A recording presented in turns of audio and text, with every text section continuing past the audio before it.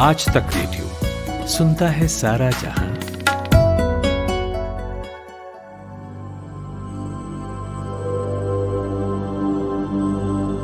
Hello, नमस्कार, आदाब। मेरा नाम प्रतीक वाघमारे है और ये आज तक रेडियो का खास पॉडकास्ट कोरोना कवरेज है।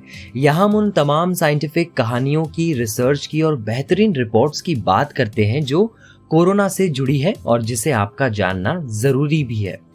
आज की इस एपिसोड में सबसे पहले बात होगी कावासाकी रोग की, जो कोरोना मरीजों में फैल रहा है। फिर बात करेंगे क्या कोविड टेस्ट नेगेटिव आने पर भी आप सेफ हैं, ये बहुत जरूरी है। साथ ही एक रिसर्च के हवाले से बताएंगे कि क्या कम संख्या में लोगों के संक्रमित होने पर भी हर्ड इम्यूनिटी आ सकती है। और आखिर में रोज की तरह मुलाकात होगी एक कोरोना सर्वाइवर से। उससे पहले जानिए देश दुनिया से जुड़ी कोरोना अपडेट्स।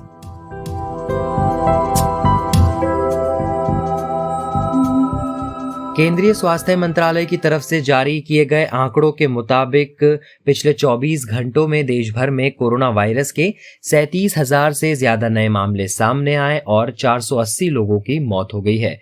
देश में अब कोरोना वायरस के 4,38,667 एक्टिव केसेस बचे हैं। दिल्ली में लगातार चौथे दिन कोरोना की वजह से 100 से ज्यादा लोगों की मौत हो गई है। पिछले 24 घंटों में राजधानी में 121 मरीजों ने दम तोड़ दिया है, जबकि इसी दौरान 4,400 से ज्यादा नए मामले भी सामने आए हैं। केंद्रीय गृह मंत्री अमित शाह और केंद्रीय स्वास्थ्य मंत्री डॉक्टर हर्षवर्धन ने दिल्ली में मोबाइल वैन RT-PCR लैब की शुरुआत की। ICMR की ये mobile van lab containment zone के पास लगाई जाएगी। यहाँ कोई भी 499 रुपए देकर कोरोना की जांच करा सकेगा। इसकी रिपोर्ट भी महज 6 घंटे के अंदर आ जाएगी।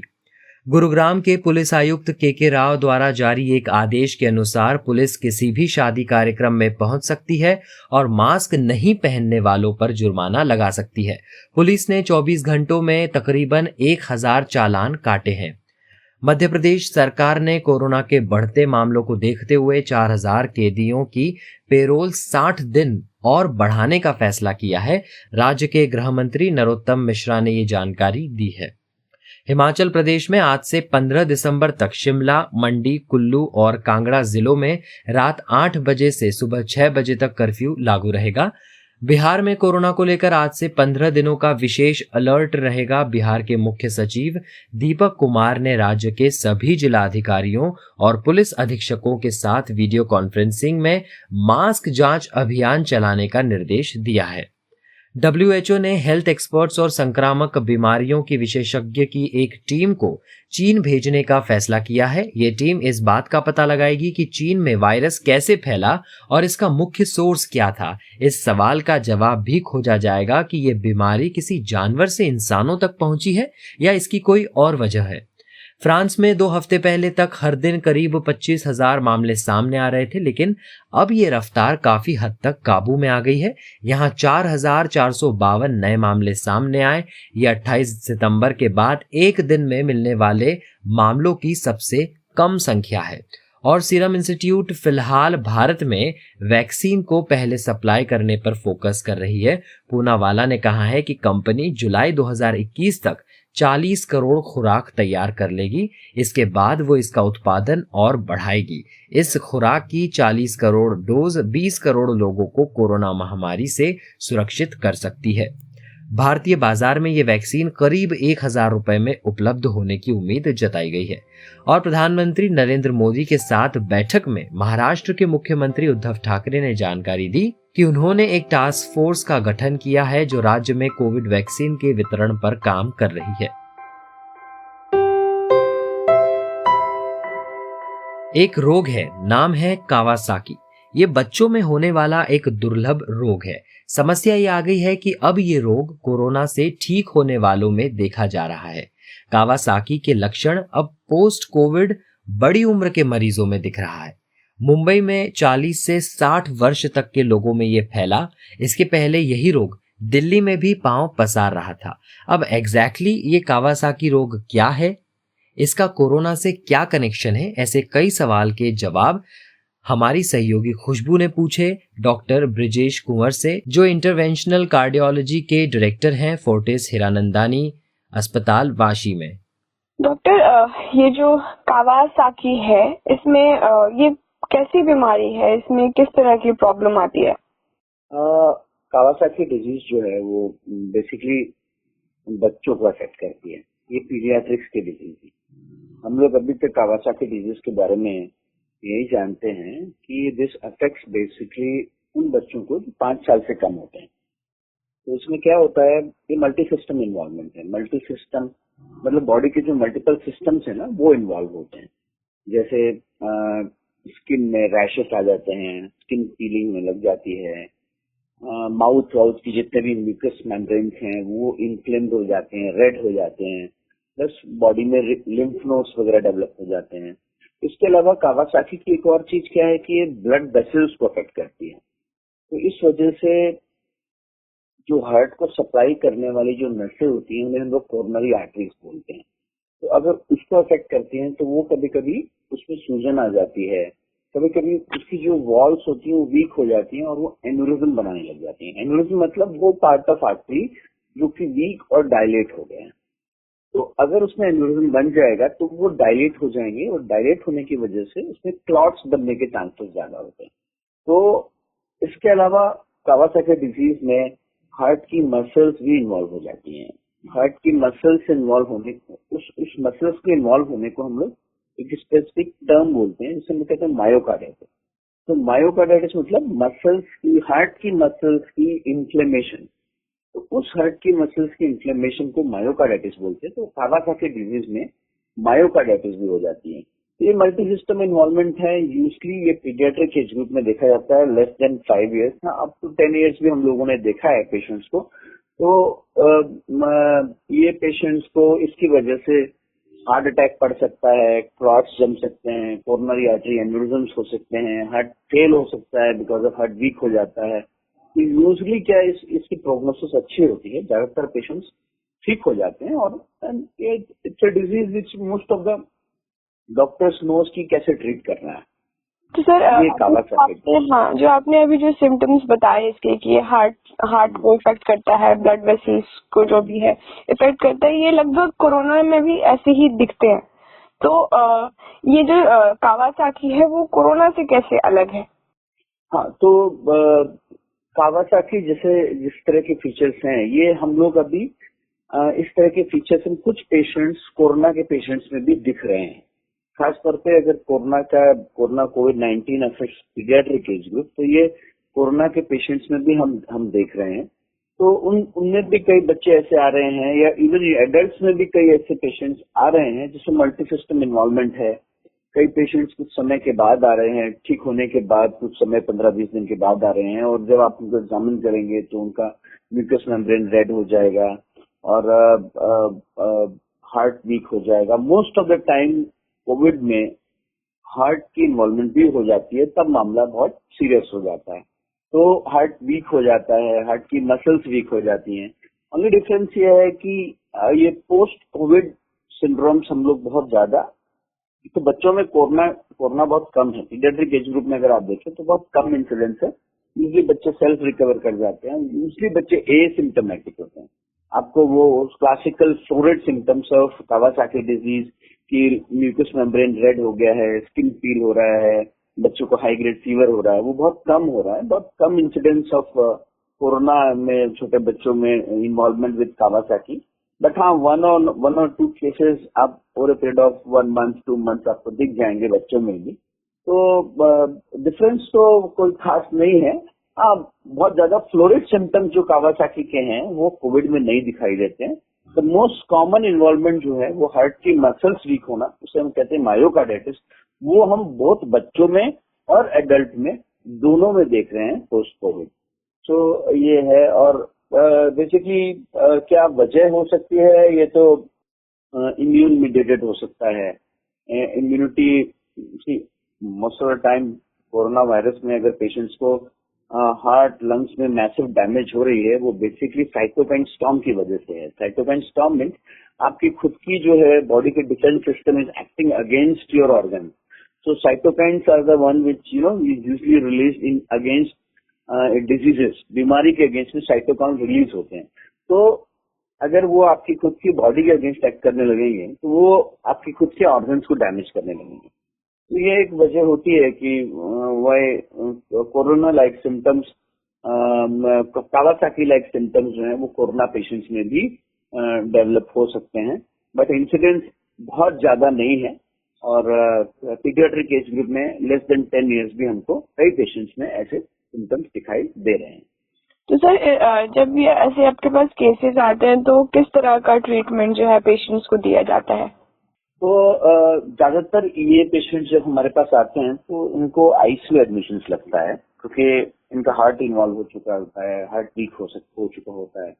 तो ट्रीटमेंट मेनली जो है वो यूजली डायरेक्टेड जो होता है वो कोविड रिलेटेड डायरेक्टेड होता है। अगर वो कोविड से कावासाकी डिजीज, जैसे मैं क्या बोल रहा हूँ कि कोविड के पेशेंट्स में अगर कावासाकी जैसे सिम्टम्स हो तो हम उसको कैसे ट्रीट करते हैं। तो इनका बेसिकली ट्रीटमेंट दो तरीके से, एक तो हमारा वो कोविड का ट्रीटमेंट है जिसमें अगर पेशेंट एडल्ट है तो हम रूटीन जो रेमडेसिविर वगैरह देते हैं, प्लस स्टीरॉइड्स देते हैं, प्लस इसके अलावा कुछ सेलेक्टिव पेशेंट्स में हम लोग टोसिलिसिमैब नाम के इंजेक्शन है।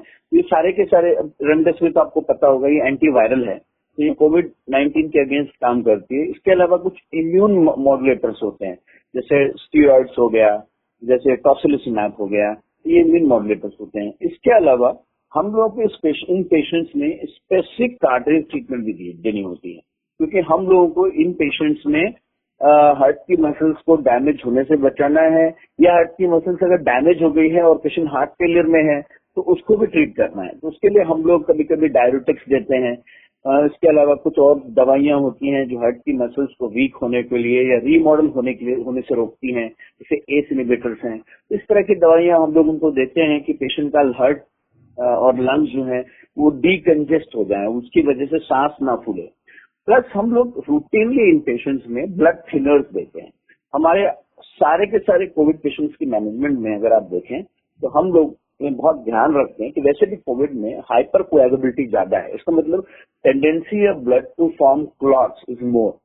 तो हम इन पेशेंट्स को एंटी कोगुलेशन देते हैं। और अगर इन पेशेंट्स में कावासाकी डिजीज जैसे सिम्टम्स डेवलप होते हैं, कोरोनरी आर्टरीज थिक हो जाती हैं या हार्ट की वेसल्स में क्लॉट जम जाता है, या आप देखेंगे कई कोविड के पेशेंट्स में, यंग पेशेंट्स में भी हार्ट अटैक हो रहे हैं, तो डेफिनेटली ये पेशेंट जो होते हैं they are prone to develop clots. तो इन पेशेंट्स में भी हम लोग एंटी कोगुलेशन और एंटी प्लेटलेट्स यूज कर रहे हैं ताकि कोविड रिलेटेड कॉम्प्लिकेशन एक रोकी जाए, जो कि like Kawasaki disease, like myocarditis, muscle weakness, clots जमना। कई पेशेंट्स को हमने ऐसा भी देखा है कि मायोकार्डाइटिस की वजह से हार्ट की मसल्स वीक हो गई हैं और वीक होने की वजह से हार्ट के अंदर क्लॉट बन गया है। तो ऐसे पेशेंट्स को भी हम लोग वी मेक श्योर दैट हम उनको adequate anti coagulation, anti platelets दें ताकि इस तरह के कॉम्प्लिकेशन ना हो। बहुत बहुत शुक्रिया डॉक्टर ब्रिजेश हमसे बातचीत करने के लिए। अब वक्त है एक छोटा सा ब्रेक लेने का। कमाते हैं लेकिन बचा नहीं पाते, बचाते हैं तो उससे कमा नहीं पाते। शेयर की चाल, निवेश का हाल, बाजार का तमाशा, इकोनॉमी की भाषा, बॉन्ड, बीमा, सोना, चांदी सबकी होती है बात। बचाते रहो नारे के साथ। हर शनिवार मैं यानी नितिन ठाकुर आपकी मुलाकात कराऊंगा आपके मनी मैनेजर से। और अब एम्स के डायरेक्टर डॉक्टर रणदीप गुलेरिया को सुनते हैं, जिन्होंने बताया कि आखिर ये कोरोना दोबारा क्यों लौटा है। सुनिए। इसका सादा सबसे ज्यादा कारण हम अगर देखें तो वही है कि जो हम कहते हैं कोविड अप्रोप्रिएट बिहेवियर, वो लोगों में अब नहीं रहा। अगर हम देखें जब फेस्टिव सीजन हुआ, दुशहरा आया, दिवाली आई, अभी छठ पूजा भी हुई, तो हम देखें कि मार्केट में बहुत ज्यादा रश हो गया, लोगों ने मास्क लगाना छोड़ दिया, फिजिकल डिस्टेंसिंग की तो बात ही नहीं थी। और कई जगह फंक्शन भी होने लगे, कई लोगों ने शादियां हुई, कोई और फंक्शन हुए, जहां पे अपनी फोटो खिंचाने के चक्कर में लोगों ने मास्क डालना ही बंद कर दिया कि हमारी फोटो ठीक आनी चाहिए। जब सब इस तरह का बिहेवियर रहेगा तो ये सारा बिहेवियर जो है ये वायरस को फैलने का एक मौका मिलता है। बिल्कुल। और उसके साथ साथ ये भी है कि अगर हम देखें तो ऐसे इवेंट्स जो हैं वो एक सुपर स्प्रेडिंग इवेंट भी बन सकते हैं कि अगर इस क्राउड में कोई ऐसा व्यक्ति हो जो वायरस को बहुत ज्यादा फैला सकता है, तो एक ही ऐसे इवेंट में 50 से 100 लोगों को इन्फेक्शन दे सकते हैं और वो फिर मल्टीप्लाइंग इफेक्ट होने के कारण एकदम केसेस बढ़ जाएंगे। और ऐसा ही कई जगह हुआ है और इसलिए ये केसेस एकदम स्पाइक किए हैं। उसके साथ साथ मौसम बदला है, ठंड हुई है, तो ठंड में हमने देखा है कि जो रेस्पिरेटरी वायरसेस हैं, चाहे वो इन्फ्लुएंजा की बात करें या कोरोना की बात करें, वो हवा में ज्यादा देर रहते हैं, उसमें इन्फेक्शन ज्यादा होती है। और ठंड में लोग घर के अंदर ज्यादा रहते हैं, खिड़की दरवाजे बंद रखते हैं, जिससे क्योंकि अंदर वो गर्म हो कमरा वो चाहते हैं, इकट्ठे ज्यादा रहते हैं, तो घर के अंदर भी वायरस जो है वो ज्यादा फैलता है क्योंकि वेंटिलेशन कम होती है। बिल्कुल। और तीसरा, नॉर्थ इंडिया में पोल्यूशन लेवल भी बढ़ा है पिछले कुछ दिनों में, और ये भी देखा गया है कि जब पोल्यूशन ज्यादा होता है तो कोविड के केसेस भी बढ़ते हैं और सिवियरिटी भी ज्यादा देखी गई है। कई डेटा आ रहा है, यूएस से भी आ रहा है, इटली का डेटा भी है, चाइना का भी डेटा है। तो ये थे एम्स के निदेशक रणदीप गुलेरिया। अच्छा, अब आप ये बताइए कि अगर आप कोरोना की जांच करवाने जाते हैं लेकिन आपकी रिपोर्ट नेगेटिव आ जाती है, तो क्या आप ये सोचते हैं कि आप पूरी तरह से सेफ हैं या अब आप सोशलाइज कर सकते हैं, इसमें कोई दिक्कत नहीं है? तो देखिए, इसका जवाब ना है। इस विषय पर डिटेल में बात की हमारी सहयोगी खुशबू ने डॉक्टर संजय शाह से, जो मुंबई के फोर्टिस हॉस्पिटल में जनरल फिजिशियन है। तो डॉक्टर, अगर किसी को कोरोना के सिम्टम्स हैं तो वो कब टेस्ट करवाएं? सिम्टम्स आते ही या फिर 2-3 दिन रुक कर? जो भी पेशेंट को कोरोना के सिम्टम अगर डाउट करते हैं तो इमीडिएटली टेस्ट कर देना चाहिए, क्योंकि कोरोना के सिम्टम आने के पहले 4-5 दिन पहले वायरस का एक्सपोजर होता है और वायरस बॉडी में आके 4-5 दिन टाइम लगता है जब तक कि पेशेंट को कोरोना का सिम्टम डेवलप हो। ओके, और तब RT-PCR टेस्ट जो करते हैं उनका पॉजिटिविटी रेट 67% रहता है। यानी कि अगर हम 10 पेशेंट के टेस्ट करते हैं तो 6 से 7 पॉजिटिव आएंगे और बाकी के 3 अगर डिजीज है तो भी नेगेटिव आ सकते हैं फर्स्ट डे ऑफ सिम्टम में। Okay, that means 4 to 5 days exposure होने के बाद में। लेकिन टेस्ट तो कर देना चाहिए, क्योंकि अगर आप पॉजिटिव है तो आप उसकी तरह से अपने प्रिकॉशंस और ट्रीटमेंट तुरंत चालू कर सकते हैं। और इमीडिएटली अगर वायरस एक्सपोजर होने के बाद असिम्टोमेटिक स्टेज में अगर हम टेस्टिंग करते हैं तो पॉजिटिविटी रेट काफी कम रहता है, उसमें positivity rate come down to 33%, समझे। तो जनरली अगर आपको सिम्टम आते हैं तो इमीडिएटली फर्स्ट डे कोई सिम्टम आने से टेस्टिंग कर देना चाहिए। और अगर उस वक्त नेगेटिव टेस्ट आता है तो मेरे मतलब मैं कॉन्टेजियस नहीं हूँ, इसकी कितनी संभावना है? नहीं, अगर आपका टेस्ट नेगेटिव आता है तो जैसा मैंने बताया कि फर्स्ट डे ऑफ सिम्टम जब रहते हैं तो भी खाली 67% पेशेंट में पॉजिटिव आएगा, 33% पेशेंट फिर भी नेगेटिव दिखाएगा। तो आपकी शक्यता फिर भी बनी रहती है, क्योंकि आपको सिम्टम है और शक्यता फिर भी बनी रहती है कि आपको कोविड है और आप तभी भी इन्फेक्शन रह सकते हैं। तो आपको आइसोलेशन, क्वारंटाइन रहना बहुत ही जरूरी है जब तक आप अपना सेकंड टेस्ट वापस नहीं करा लेते हैं। सर, तो नेगेटिव होकर भी जो क्या कहते हैं, कितना नेगेटिव होकर भी आप इन्फेक्शन रह सकते हैं। अगर आप एक्टिव डिजीज है और आपको एक्टिव सिम्टम्स है तो कोरोना टेस्ट करने के बाद अगर नेगेटिव रिजल्ट आता है तो भी आपका चांसेस बना रहता है, क्योंकि ये टेस्ट का थोड़ा फैलेसिस है कि सब टेस्ट इमीडिएटली पॉजिटिव नहीं दिखाते हैं। जैसा मैंने बताया कि अगर आप अपने सिम्टम के पहले दिन टेस्ट कराते हैं तो 67% चांसेस है कि अगर आपको बीमारी है तो आपका टेस्ट पॉजिटिव आ सकता है। 33% चांसेस फिर भी है कि आप नेगेटिव रहेंगे, हालांकि आपको बीमारी है और आप इन्फेक्शन है। अगर आप 2-3 दिन रुक के टेस्ट करते हैं, यानी 8वें, 7वें, 8वें दिन टेस्ट करते हैं, तो 80% चांसेस है कि आपका टेस्ट पॉजिटिव आ सकता है, 20% फिर भी नेगेटिव आ सकते हैं। तो उसमें इनडायरेक्ट इंडिकेशन रहते हैं जो कि फिजिशियन डिसाइड करते हैं कि आपको कोरोना होने के चांसेस कितने हैं। आपका CT स्कैन चेक कर सकते हैं, आपके दूसरे ब्लड रिपोर्ट देख सकते हैं, तो उसमें जजमेंट मिल सकता है कि आपको कोरोना के चांसेस, अगर पॉजिटिव होने के चांसेस ज्यादा है तो आपको क्वारंटाइन रहना जरूरी है, क्योंकि आपको ये बीमारी और किसी को नहीं फैलाना है, आपको किसी को इन्फेक्शन नहीं देना है, तो आपको आइसोलेशन में रहना बहुत जरूरी है अगर सिम्टम्स आपके कोरोना के हैं तो। हाँ, तो सर इसमें जो एक प्रॉब्लम जो हम लोग हमेशा करते हैं, लोग कि नेगेटिव आ जाता है तो हमें लगता है कि हम जो है एकदम फ्री हैं, जैसा आपने बोला कि चांसेस हैं कॉन्टेजियस होने के। एग्जैक्टली, इससे यस, वो बहुत गलत है। हाँ। अगर आपका टेस्ट नेगेटिव आया है, यानी पहले तो आपका टेस्ट इसके लिए किया गया कि क्योंकि आपको सस्पेक्ट किया है कि आपको कोविड का चांसेस है, करेक्ट। तो अगर टेस्ट नेगेटिव आने से आप 100% ये नहीं मान सकते कि आपको बीमारी नहीं है, क्योंकि टेस्ट की लिमिटेशन होने के कारण आपका टेस्ट पहले 3-4 दिन नेगेटिव आ भी सकता है, लेकिन वापस रिपीट टेस्ट करने में वो पॉजिटिविटी आने का चांसेस काफी ज्यादा रहता है। तो वो पीरियड जो है वो 3-4 दिन, जबकि आपका टेस्ट नेगेटिव आया है लेकिन आपको सिम्टम है, तो आपको क्वारंटाइन रहना, आइसोलेशन रहना बहुत जरूरी है, क्योंकि नहीं तो आप और किसी को अपना इन्फेक्शन स्प्रेड कर सकते हैं। शुक्रिया डॉक्टर संजय। अब बात हर्ड इम्यूनिटी पर करते हैं। एक रिसर्च हुई है जो दावा करती है कि अगर कम संख्या में भी लोग संक्रमित हुए तो भी हर्ड इम्यूनिटी डेवलप हो जाती है।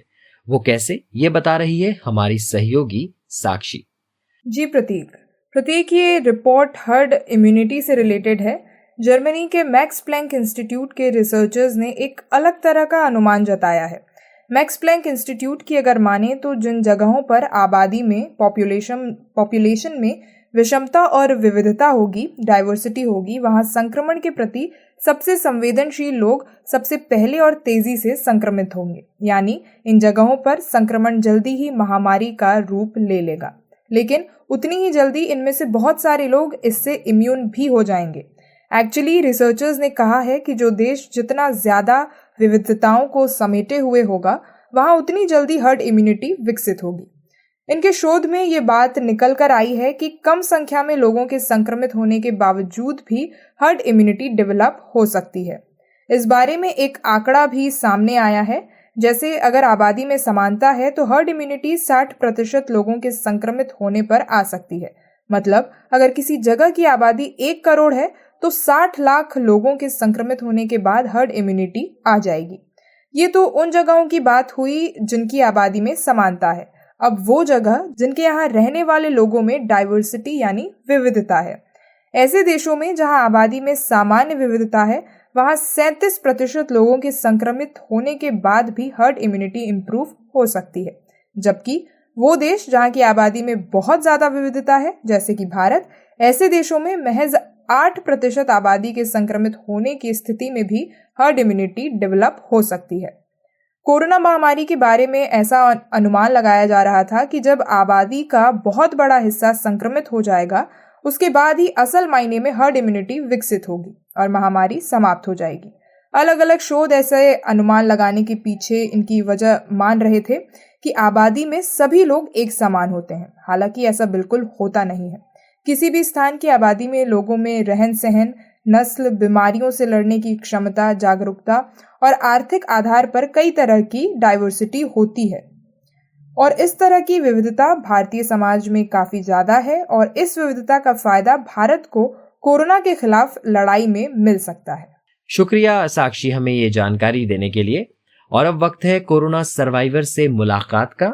देखिए, कोरोना सर्वाइवर से हम आपके लिए इसलिए बातचीत करते हैं ताकि सर्वाइवर को सीधे सुनकर आपको भी कोरोना से लड़ने में हिम्मत मिले और आपके मन में बसे सारे भ्रम भी दूर हो जाएं। तो आज के हमारे कोरोना सर्वाइवर है रक्षा, जो कि मध्य प्रदेश के भोपाल से है। रक्षा को कोरोना हुआ लेकिन अब वो सुरक्षित है। उन्होंने कोरोना से अपनी रक्षा कैसे की, ये पूछा हमारी सहयोगी प्रगति ने। तो सबसे पहले रक्षा मैम, कांग्रेट्स आपको कि आप कोरोना नेगेटिव हो गई, और आपका एक्सपीरियंस कोरोना को लेकर कैसा रहा, बताइए। कोरोना को लेकर मेरा एक्सपीरियंस ऐसा रहा कि ना, पहले तो मुझे बहुत ज्यादा सर्दी हो रही थी तो मैंने ज्यादा ध्यान नहीं दिया, मैं नॉर्मली लिया था। फिर बाद में मुझे सांस की प्रॉब्लम हुई तो मैंने कोरोना का चेकअप करवाया तो पॉजिटिव आई। उसके बाद हमको एडमिट किया गया। वहाँ पे काफी मतलब खाने वाने का बस नॉर्मली खाने वाने को दिया जाता था, विटामिन की गोली 10 डेज रखा और फिर हम वहां से आ गए। वहां से आने के बाद थोड़ा सा नहीं, काफी मतलब वीकनेस वगैरह लग रहा था, हाथ पैर में दर्द, सांस उठना, तो ये सब रहा। फिर धीरे धीरे सब ठीक हो गया। आप कब पॉजिटिव हुए थे?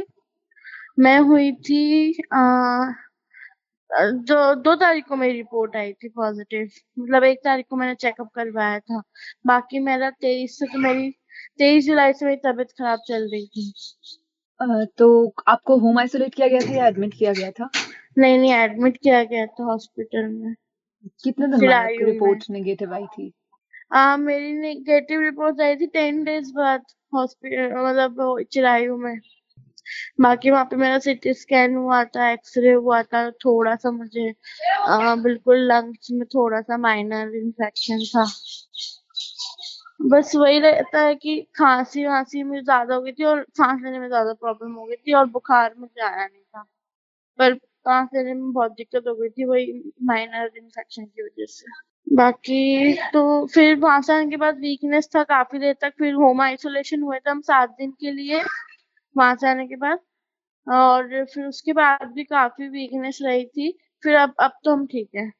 आपको कितने दिन हो गए होंगे नेगेटिव हुए? नेगेटिव हुए अब तो काफी टाइम हो गया होगा, अभी क्या चल रहा है नवंबर ना, 3-4 महीने हो गए। तो ठीक होने के बाद आपका एक्सपीरियंस कैसा रहा?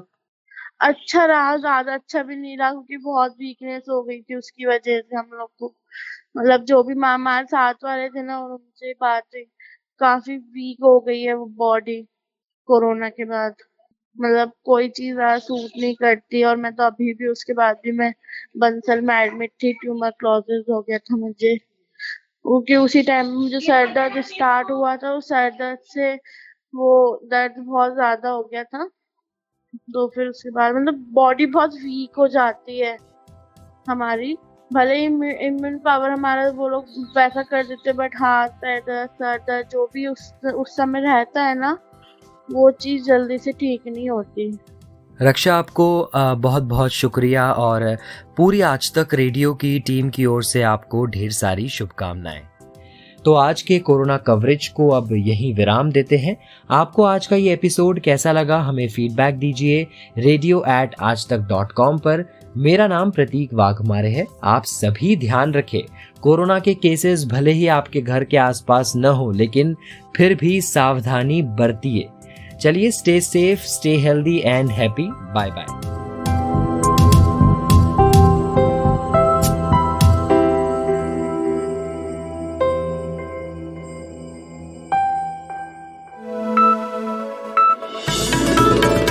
खबरों की हलचल और देश विदेश का मिजाज आप सुन रहे हैं आज तक रेडियो।